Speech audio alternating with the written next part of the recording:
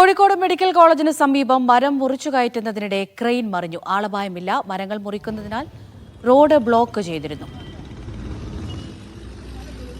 ഗോപിക വിവരങ്ങൾ നൽകാനായി ചേരുന്നുണ്ട്. ഗോപിക, ഇത് എപ്പോഴാണ് ഈ അപകടമുണ്ടായത്? ആളപായമൊന്നുമില്ലല്ലോ അല്ലേ?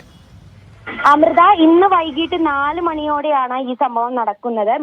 കോഴിക്കോട് മെഡിക്കൽ കോളേജിന് സമീപം മരം മുറിക്കുന്നതിനെ മുറിച്ച മരം ക്രെയിനിൽ കയറ്റുന്നതിനിടെ അതിന് ഒരു വശത്തോട്ട് ചെരിയുകയായിരുന്നു.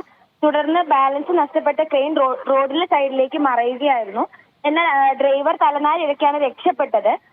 മരം മുറിക്കുന്നതുകൊണ്ട് തന്നെ റോഡ് ആദ്യം തന്നെ ബ്ലോക്ക് ചെയ്തിരുന്നു. അതിനാൽ കൂടുതൽ അപകടങ്ങളൊന്നും നിലവിൽ സംഭവിച്ചിട്ടില്ല.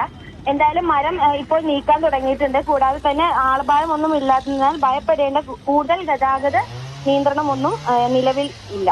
അമൃത. ശരി ഗോപിക.